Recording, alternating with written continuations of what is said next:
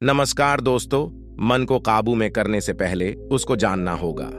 चंचल मन को दुनियादारी से खींचकर उसे एक प्रकार से स्थिर करके रखना होगा। बार बार ऐसा करना होगा। इच्छा शक्ति द्वारा मन को संयत कर उसे साध कर भगवान की महिमा पर विचार करो। मन को काबू में करने का सबसे सीधा उपाय है चुप लगाकर बैठना। कुछ समय के लिए मन को छोड़ देना, जहां वह जाना चाहे जाए।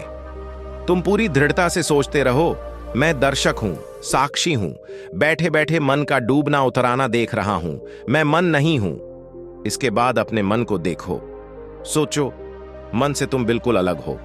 खुद को भगवान के साथ एकाकार रूप में सोचो। किसी निर्जीव वस्तु या मन के साथ खुद को एकाकार न कर डालो। कल्पना करो, मन मानो तुम्हारे सामने फैली एक शांत झील है। जो विचार मन में उठकर धुंधला रहे हैं, वो जैसे झील में बुलबुले उठ रहे हैं और सतह पर आकर विलीन हो रहे हैं। विचारों को नियंत्रित करने की कोई कोशिश मत करो। कल्पना की आंख से उन्हें बस दर्शक की तरह देखते जाओ, किस तरह वह बहां चला जा रहा है। तालाब में ढेला फेंकने पर जैसे पहले खूब जल्दी जल्दी तरंगें उठती हैं, इसके बाद तरंग की परिधि जितनी बड़ी होती जाती है, तरंग उतनी कम आती है। मन को भी इसी तरह छोड़ देने पर उसके विचारों की परिधि जितनी बड़ी होगी, मन में विचार कम उठेंगे। लेकिन हम इस प्रणाली को उलट देना चाहते हैं। पहले हम विचार के बड़े वृत्त से शुरू करके उसे छोटा छोटा करते हुए मन को जब एक बिंदु पर लाएंगे, तब उसे वहीं पर स्थिर करके रखना होगा।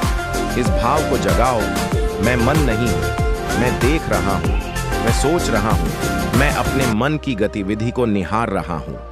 इस तरह अभ्यास करते करते खुद के साथ मन का जो एकाकार भाव है, वह दिनों दिन कम होगा। आखिर में खुद को मन से पूरी तरह अलग कर पाओगे और ठीक ठीक समझ पाओगे कि मन तुमसे अलग है। यह जब हो जाएगा, तब मन तुम्हारा दास होगा, जिसे तुम अपनी मर्जी से नियंत्रित कर पाओगे। योगी होने का पहला पड़ाव है अपनी इंद्रियों से परे जाना, और जब मन पर विजय हासिल हो जाए तो समझो कि साधक सर्वोच्च स्तर पर पहुंच गया है। जहां तक संभव हो अकेले रहना। आसन ज्यादा ऊंचा न होना ही ठीक। पहले कुश आसन, फिर मृग चर्म, फिर रेशम या पट्ट वस्त्र बिछाना। टेक लेने के लिए कुछ न होना ही अच्छा। कुल मिलाकर आसन दृढ़ होना चाहिए। हर तरह के विचारों का त्याग कर मन को खाली कर डालो। जैसे ही कोई विचार मन में उठे, तुरंत ही उसे दूर कर देना। ऐसा करने के लिए हमें निर्जीव वस्तुओं और अपने शरीर से परे उठना होगा। दरअसल मनुष्य का पूरा जीवन ही इस अवस्था तक पहुंचने की एक अनवरत कोशिश है। हमारे श्रेष्ठ आदर्श हैं भगवान, उनका ही ध्यान करो। हम झाता को जान नहीं पाते क्योंकि वह हमारे ही स्वरूप हैं। हम अशुभ की सृष्टि खुद करते हैं क्योंकि हम अशुभ देखते हैं। हमारे भीतर जो है, बाहर हम वही देखते हैं। ये दुनिया हमारे लिए आईने की तरह है। ये छोटा शरीर हमारे द्वारा सृष्टि किया हुआ एक छोटा आईना है, लेकिन असल में सारी दुनिया ही हमारा शरीर है। इस बात का हमेशा ख्याल रखना होगा, तभी समझ पाओगे। हम मरते नहीं या किसी को चोट नहीं पहुंचा सकते, क्योंकि जिसे चोट पहुंचाएंगे वह भी हम ही हैं। हमारा जन्म नहीं, मृत्यु भी नहीं। हमारा कर्तव्य है केवल सभी को प्यार करते चले जाना। यह विश्व जगत मेरा शरीर है। सब स्वास्थ्य, सब आनंद मेरा ही है, क्योंकि सब कुछ तो विश्व के भीतर ही है। बोलो, मैं ही विश्व जगत हूं। आखिर में यही समझ पाता हूं, जो कुछ कर्म व्यापार है, सब हमसे ही आईने में प्रतिबिंबित हो रहा है। अगर लग रहा है कि हम छोटी तरंग जैसे हैं, तो हम सब के पीछे एक अखंड समुद्र है और हम सब उसी में मिले हुए हैं। समुद्र से अलग तरंग अकेले नहीं रह सकती। ठीक से इस्तेमाल किए जाने पर कल्पना हमारे परम मित्र की तरह काम करती है। कल्पना तर्क की सीमाओं से परे जाती है और सिर्फ कल्पना का प्रकाश ही हमें सब जगह ले जा सकता है। प्रेरणा हमारे भीतर से उठती है, इसलिए हमें अपनी ही उच्चतर शक्तियों द्वारा खुद को अनुप्रेरित करना होगा। दोस्तों, मन बंदर सा चंचल है। मन को वश में करने की शक्ति पाने के पूर्व हमें मन का भली भांति अध्ययन करना चाहिए। चंचल मन को संयत करके उसे विषयों से खींचना होगा और उसे एक विचार पर केंद्रित करना होगा। बार बार इस क्रिया को करें। मन को स्थिर करने का सबसे सरल उपाय यह है कि चुपचाप बैठ जाएं और मन जहां जाए उसे जाने दें। बस उसे देखते रहें। दृढ़ता पूर्वक इस भाव का चिंतन करें कि मैं मन को विचरण करते हुए देखने वाला साक्षी हूं, मैं मन नहीं हूं। फिर ऐसी कल्पना करें कि मानो मन मुझसे बिल्कुल अलग है और मैं ईश्वर से जुड़ा हूं। सोचिए कि मन एक विस्तृत सरोवर है और आने जाने वाले विचार इसके तल पर उठने वाले बुलबुले हैं। दृढ़ता पूर्वक इस भाव का चिंतन करें कि मैं मन नहीं हूं, मैं सिर्फ मन को देख रहा हूं। इसका अभ्यास करने से आप मन और भावना से अपने को अलग करते जाएंगे। अंत में व्यक्ति मन से अपने को बिल्कुल अलग समझ सकेगा। इसके बाद मन साधक का सेवक हो जाएगा और वह व्यक्ति इस पर इच्छानुसार शासन कर सकेगा। इंद्रियों से परे हो जाना योगी की प्रथम स्थिति है, और जब वह मन पर विजय प्राप्त कर लेता है तब वह सर्वोच्च स्थिति प्राप्त कर लेता है। सारे कर्मों को सुधारने के लिए मन के कर्मों को सुधारना होता है और मन के कर्म को सुधारने के लिए मन पर पहरा लगाना होता है।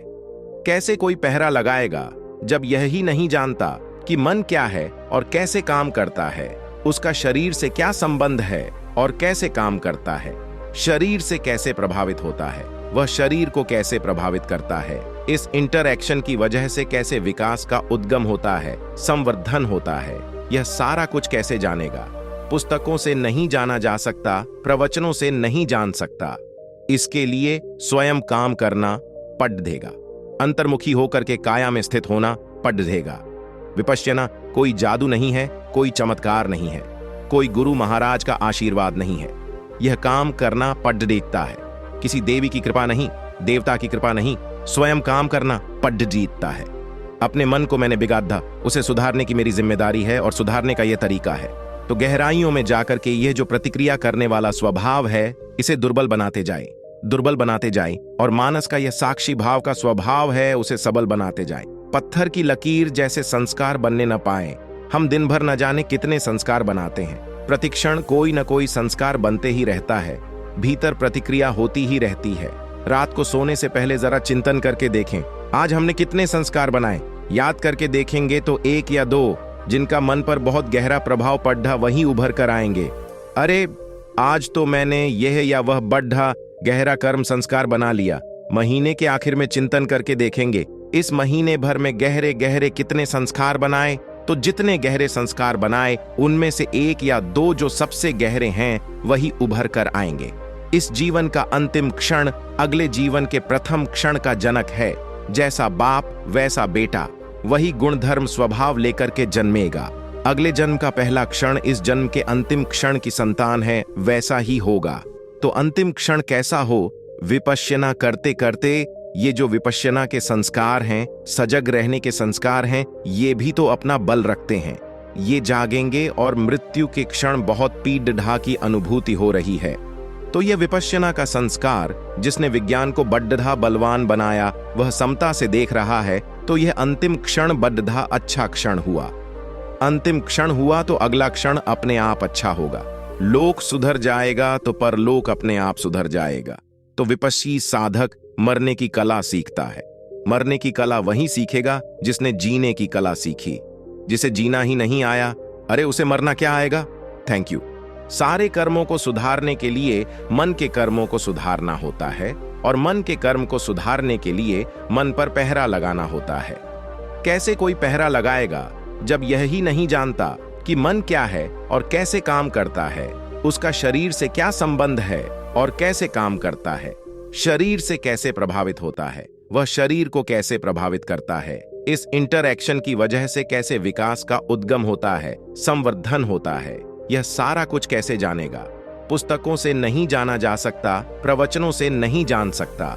इसके लिए स्वयं काम करना पड़ देगा, अंतर्मुखी होकर के काया में स्थित होना पड़ देगा। विपश्यना कोई जादू नहीं है, कोई चमत्कार नहीं है, कोई गुरु महाराज का आशीर्वाद नहीं है।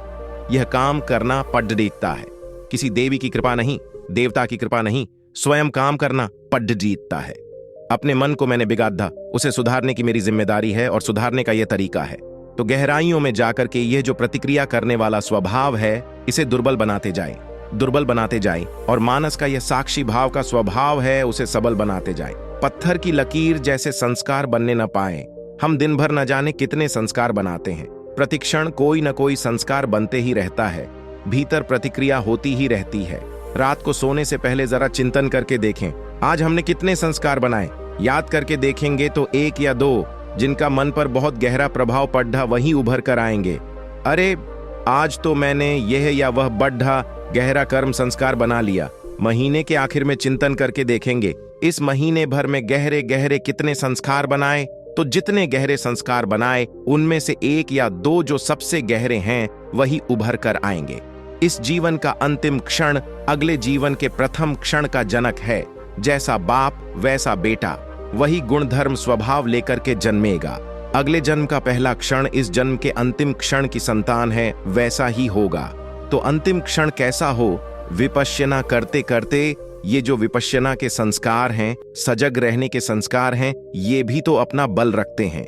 ये जागेंगे और मृत्यु के क्षण बहुत पीड़ की अनुभूति हो रही है। तो यह विपश्यना का संस्कार जिसने विज्ञान को बड्ढा बलवान बनाया, वह समता से देख रहा है, तो यह अंतिम क्षण बड्ढा अच्छा क्षण हुआ। अंतिम क्षण हुआ तो अगला क्षण अपने आप अच्छा होगा। लोक सुधर जाएगा तो परलोक अपने आप सुधर जाएगा। तो विपश्यी साधक मरने की कला सीखता है। मरने की कला वही सीखेगा जिसने जीने की कला सीखी। जिसे जीना ही नहीं आया, अरे उसे मरना क्या आएगा। Thank you.